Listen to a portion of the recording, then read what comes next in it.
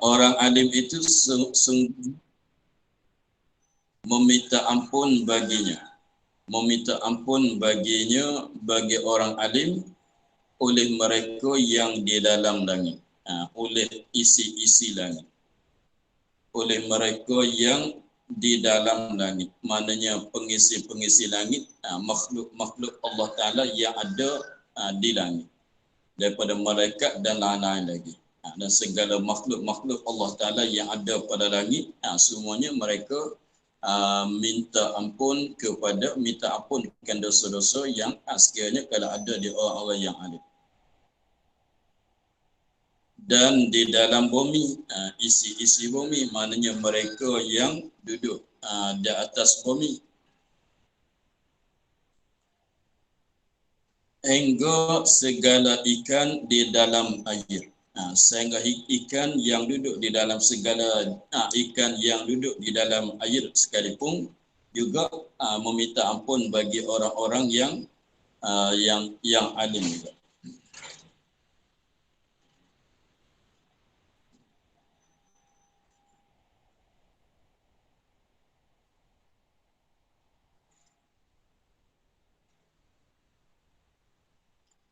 Jadi satu perkara yang nak kita di sininya bahwasanya orang alim itu diminta ampun. Sekiranya kalau ada dosa diminta ampun oleh makhluk-makhluk Allah Ta'ala yang ada di langit dan makhluk-makhluk Allah Ta'ala yang ada di bumi dan segala makhluk Allah Ta'ala yang ada di dalam air. Tujuan mereka memintakan ampun itu katanya sebab-sebab tujuan mereka isi-isi langit, isi-isi bumi dan makhluk Allah Ta'ala yang ada dalam air itu minta ampun supaya adalah orang alim itu tersuci daripada perkara yang tidak layak dengan mereka itu. Supaya jadilah orang alim itu tersuci daripada perkara-perkara yang tidak layak dengan peringkat mereka itu. Apa dia? Daripada nak menyucikan daripada dosa-dosa artinya kekotoran-kekotoran yang ada pada orang yang alim. Dengan sebab dosa dan kekotoran itu tidak layaklah ada pada orang-orang yang alim itu. Sekiranya tetapi semacam kata pada hari yang lepas bahasanya orang alim bukan dia Nabi. Sebab mereka bukan dia orang yang maksum. Mereka bukan orang yang maksum, bahkan boleh jadi berlaku maksiat pada mereka. Maka sekiranya kalau ada berlaku maksiat yang tidak mengekali, yang tak membawa kepada jadi fasik, maka malaikat itu dan penduduk di dalam apa ikan-ikan dalam air, isi-isi bumi dan isi-isi langit itu memintakan ampun supaya tersuci daripada dosa-dosa, daripada maksiat. Itulah yang paling layak dengan orang yang mempunyai ilmu.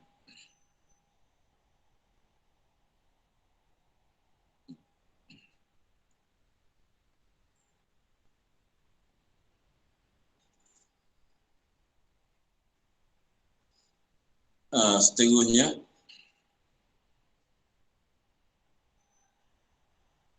dan kelebihan orang alim atas abid itu seperti kelebihan bulan atas segala bintang. Dan kelebihan orang alim,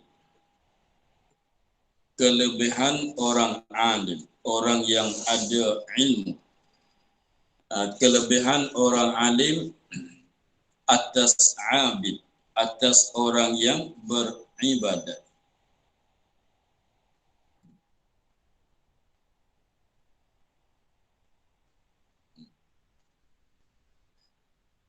Atas abid, orang yang beribadat. Lebih orang alim, lebih di atas orang yang beribadat seperti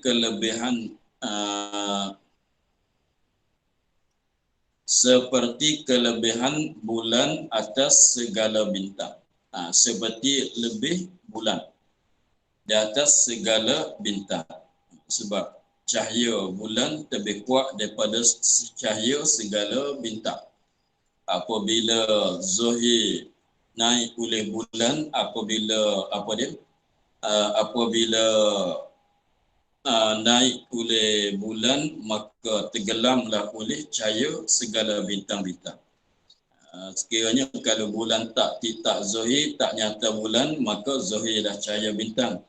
Apabila bulan tu cahaya dia pernama, maka tenggelam semuanya segala bintang-bintang. Itu menunjuk bahasanya segala bulan itu cahaya dianya lebih kuat, yang lebih daripada cahaya bintang. Itu dibandingkan bahwasanya orang ini orang alim, orang tak seorang laginya orang yang ambit, maka dibandingkan kelebihan orang yang alim itu atas orang yang abid, sebandingnya seperti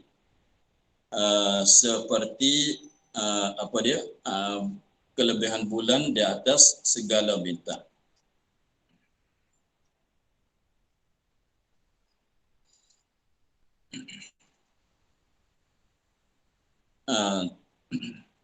Ya, kita dah maklum bahwasanya cahaya bulan diambil daripada cahaya matahari.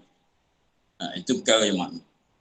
Cahaya bulan tak dapat bercahaya melainkan dia dapat cahaya daripada matahari. Sekiranya kalau dilindungkan daripada matahari, maka bulan juga tidak bercahaya. Bulan tidak bercahaya sekiranya kalau dilindungkan, seperti gerhana.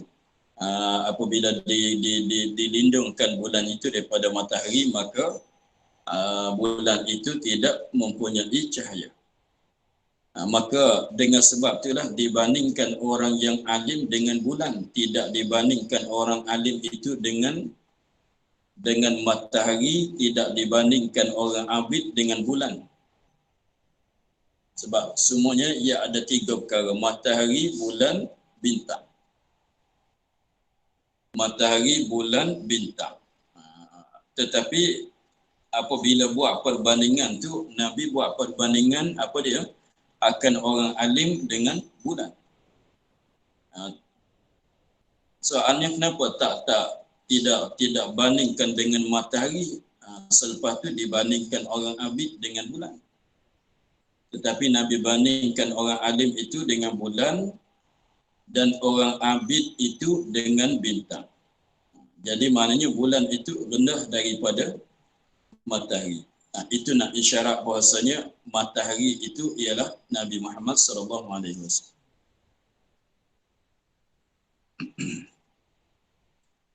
Maksudnya nak bandingkan Nabi Muhammad itu ialah matahari. Orang alim itu ialah bulan. Orang abid itu ialah bintang-bintang. Itu maksudnya. Sebab itulah dibandingkan orang alim seperti bulan. Maka kembali pada tadi bahasanya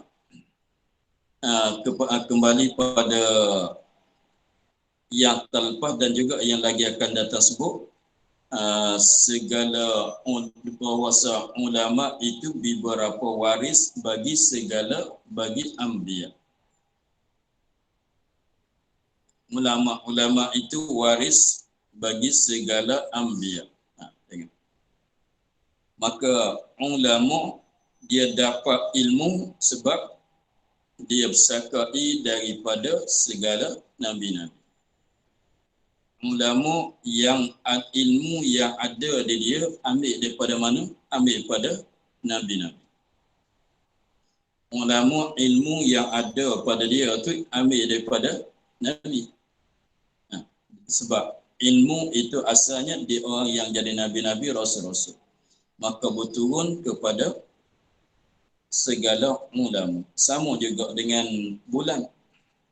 cahaya yang ada di bulan ambil daripada mana? Ambil daripada matahari. Matahari itu dibanding seperti Nabi Muhammad SAW. Sama. Sebab tu munasabah tu katanya ilmu yang ada di orang alim datang daripada nabi-nabi, daripada nabi. Sama juga cahaya bulan datang daripada cahaya matahari. Asalnya cahaya matahari. Jadi maknanya asal cahaya bulan tu ialah cahaya matahari. Asal ilmu yang ada di orang alim itu ialah ilmu para nabi-nabi. Itu munasabah dia buat perbandingan.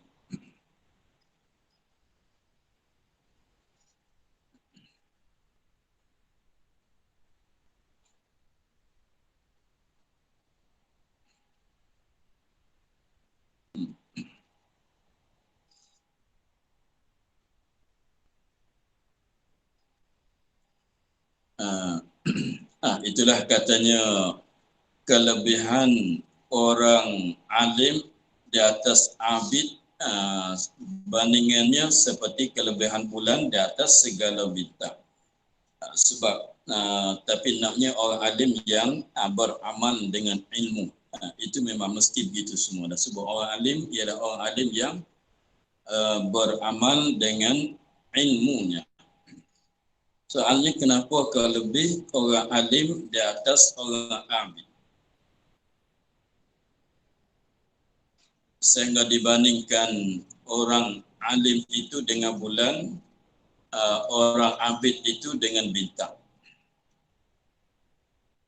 Sebabnya bintang bercahaya, bulan pun bercahaya juga. Matahari memanglah jelaslah cahaya. Maka matahari itu kita tak payah cakap sebab matahari itu sebab Nabi Muhammad, nabi-nabi itu dibandingkan Nabi Muhammad dan nabi lain itu dibandingkan dengan matahari. Ini sebuah bagi orang alim yang bukan nabi. Tetapi bulan dibanding dengan orang alim dibandingkan dengan bulan, orang abid dibandingkan dengan bintang-bintang. Padahalnya tiap-tiap daripada keduanya, daripada bintang dan bulan itu sama-sama ada cahaya. Tetapi cahaya bulan ada cahaya. Bulan ada cahaya. Dan cahaya bulan, di bulan itu ada cahaya. Bukan di bulan tidak ada cahaya, di bulan itu ada cahaya. Tetapi cahaya yang ada di bulan itu boleh mencerahkan bumi. Cahaya yang ada di bulan itu boleh mencerahkan akan bumi. Walaupun tidak cerah semacam cerah matahari sekalipun, walaupun tidak boleh mencahayakan bumi seperti mencahaya oleh matahari sekalipun, tetapi bulan apabila apabila hampir-hampir nak penamu, maka cahaya dia boleh mencerah juga akan bumi. Jadi maknanya diri bulan ada cahaya dan cahaya dia boleh mencahaya juga akan bumi. Maknanya boleh menupani dengan cahaya dia juga. Mana yang lain bumi boleh menupani dengan cahaya bulan juga. Sebaliknya bintang ada cahaya, maka bintang tu ada cahaya sekadar mencerahkan diri dia saja, mencahayakan diri dia saja. Cahaya dia tidak boleh melampaui kepada yang lain. Cahaya yang ada di bintang itu sekadar mencahayakan dirinya saja. Sekadar mencahayakan dirinya saja. Contohnya kita tengok kat jalan-jalan tu, apabila kita lalu pada waktu malam tu, apabila disuluk oleh lampu kereta, benda-benda yang dia letak di jalan tu nampak cerah. Dengan sebab kena cahaya dia jadi cerah. Cerah sekadar diri dia. Tidak boleh mencerahkan yang lain. Itulah sebab tu dibandingkan. Maka sebabnya orang alim ilmu yang ada pada orang alim itu yang lain boleh ambil faedah daripada ilmu yang ada di orang alim. Sebab orang alim kita tengok dia belajar, kita tengok masa dia belajar. Itu bukan dia belajar semata-mata untuk diri dia saja. Dia belajar kerana orang lain juga. Sekiranya sepenuh pelajaran dia, maka yang lain boleh menupani akan ilmunya. Dia jadi maknanya perbuatan orang alim itu dibandingkan seperti bulan. Bulan diri dia bercahaya serta mencahayakan bumi. Orang alim pun begitu juga. Ilmu ada pada dia, ia boleh mencahayakan diri dia dan boleh mencahayakan yang lain juga. Tetapi orang abid, kalau dia sembahyang, maka sekadar dia yang dapat.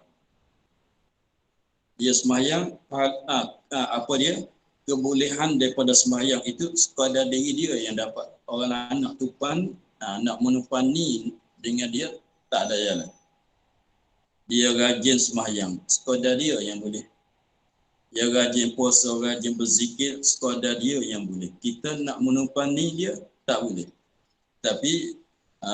Tetapi apabila orang itu dia belajar, contohnya ada seorang pemuda itu dia belajar, maka kita bagi sokongan untuk dia belajar. Boleh jadi suatu hari dia jadi orang alim, kita boleh menupani dengan ilmu yang ada pada dia. Jadi maknanya orang alim bukan sekadar membawa diri sendiri, dia boleh membantukan, boleh menolongkan akan yang lain boleh menupani kepada dia. Jadi bukan sekadar dia membawakan diri dia saja, boleh membimbingkan yang lain juga. Adapun orang abid dibandingkan dengan apa dia? Dengan bintang, sekadar diri dia tu bercahaya, tidak mencahayakan yang lain. Sebab tu kita tengok ke langit nampak bintang cerah-cerah, sebab dia tu ada cahaya saja. Tetapi tengok apabila bulan satu hari bulan, 2 hari bulan tu bulan penuh langit. Tetapi bumi tidak bercahaya. Apabila bulan 1 hari bulan, 2 hari bulan, 3 hari bulan itu sekiranya kalau tidak berkelam, kita akan nampak di langit itu bintang-bintang penuh pada langit. Banyak berjuta-juta bintang timbul pada langit. Tetapi juta-juta bintang timbul pada langit sekalipun, tetapi bumi tidak cerah. Bumi tidak bercahaya. Sebab tu duduk nombor 3. Nombor 3, duduk kedudukan dia nombor 3. Orang alim, orang abid nombor 3. Sebab sekadar diri dia saja, yang lain nak menupani tak boleh. Sebaliknya bintang, walaupun cahaya dia tak kuat semacam cahaya matahari, tetapi apabila zuhur dia boleh mencerahkan juga akan bumi. Maknanya yang lain boleh menupani. Itu sebab itulah Nabi bandingkan orang alim lebih daripada orang abid. Jadi jangan kita berasa inu kepada orang abid. Ada juga kelebihan cara dia sebab ada cahaya pada dia juga.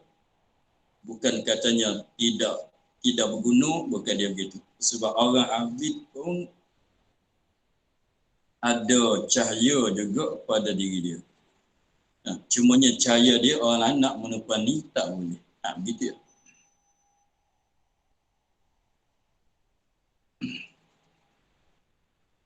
Dan bahawasa ulama itu beberapa waris bagi anbiya. Ulama itu warisan daripada segala nabi-nabi. Dan bahawasa segala anbiya itu tiada mewaris mereka itu, tiada memberi pesaka mereka itu segala anbiya akan dinar dan dirham. Dia maksud dinar dan dirham itu yakni harta-harta.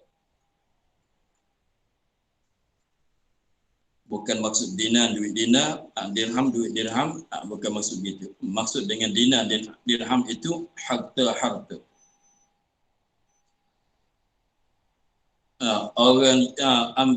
para anbiya, para nabi-nabi tidak memsakai oleh mereka itu kepada yang lain akan harta-harta. Tak macam orang kita memsaka kepada anaknya akan harta, tetapi anbiya memsakai juga kepada orang yang di belakang dia bukan dengan memsakai akan harta, bahkan memsakai akan hanya mewaris mereka itu segala anbiya akan ilmu. Dia mewarisi akan ilmu kepada orang-orang yang belakang pada dia. Sebab itulah dikatakan orang yang alim itu warasatul anbiya, yang dapat saka daripada Nabi. Sebab ilmu yang ada di dia itu ialah saka daripada Nabi. Sebahagiannya kita dapat orang ni, orang alim adalah pada dia tu saka Nabi. Tetapi tengoklah, orang ni dapat saka banyak, orang ni dapat saka tidak begitu banyak. Itu tengok keadaan orang-orang lah.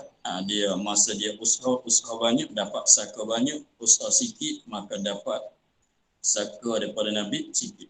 Semua orang tu ada hak nak dapat saka daripada Nabi semua. Terhenti di atas sebab ini bukan terhenti jadi waris, jadi kerabat, jadi anak cucu. Nak dapat saka daripada Nabi boleh dengan secara usaha, menutupi dan usaha. Itu dapatlah saka daripada Nabi. Sebab setiap ilmu yang ada di dada orang alim itu daripada Nabi semua. Ambil pada Nabi semua. Maka katanya, maka barang siapa mengambil ia barang siapa akan ilmu. Nascaya mengambil ia dengan habuan yang sempurna. Sebab ilmu asal benda ni, benda siapa? Benda bagi segala Nabi. Kalau kita nak bagi benda yang ada di dalam tangan Nabi-Nabi. Ilmu ialah benda yang ada di dalam tangan Nabi-Nabi. Maka sekiranya kita nak cari suatu benda yang paling sepenuh, nak cari benda apa? Cari ilmu. Kita nak cari apa yang paling sepenuh? Cari ilmu, sebab ilmu pernah duduk di dalam tangan Nabi. Pernah duduk dalam dada Nabi. Sebab itulah siapa yang menututi ilmu, siapa yang mempelajari ilmu, yang dapat ilmu, maka orang itu dia maknanya orang itu dia mengambilkan perkara yang sepenuh. Ya, kita nak apa habuan tadi tu, maknanya kalau dalam saka habuan, anak dapat berapa habuan, anak perempuan dapat berapa habuan, anak lelaki dapat berapa habuan, ibu bapa dapat berapa habuan daripada saka ni. Itu mana habuan, bahagian-bahagian. Maka kita nak bahagian mana yang paling sepenuh, maka bahagian ilmu ni lah yang paling sepenuh. Sebab tu dia katanya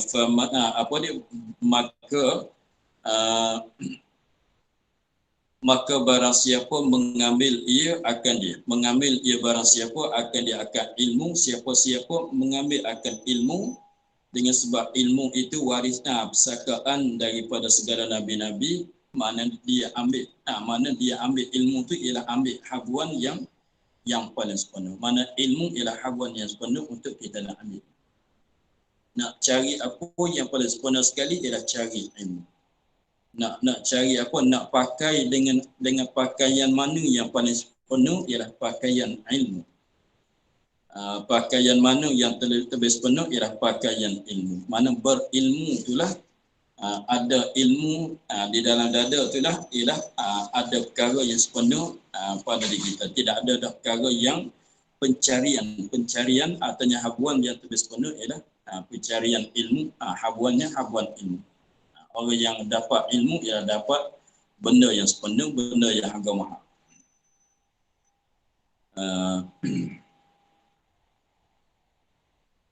Sebab tu ada cerita daripada Sufyan As-Sauri, dia katanya pada hari ini al-yauma la a'lamu syai'an afdalu min talabil ilmi.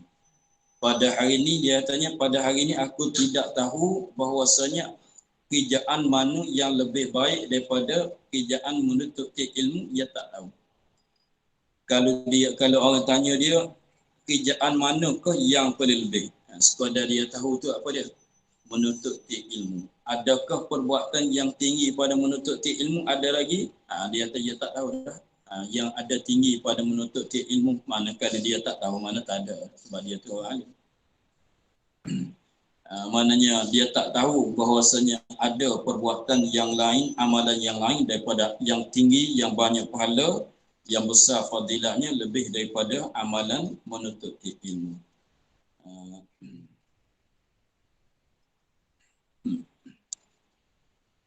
Maka habis sebuah hadis itu, maka insyaAllah kita minggu depan kita ini hukumnya. Maka Isnan Pan kita sambung dengan katanya dan menyebut Jalaluddin As-Suyuti di dalam kitab Al-Budur As-Safiyah. Kata ini wallahu a'lam, alhamdulillahirabbil alamin walhamdulillahirabbil alamin. Bismillahirrahmanirrahim. Alhamdulillahirabbil alamin wassalatu wassalamu ala asyrafil anbiya'i wal mursalin wa ala alihi wa sahbihi ajma'in. Allahumma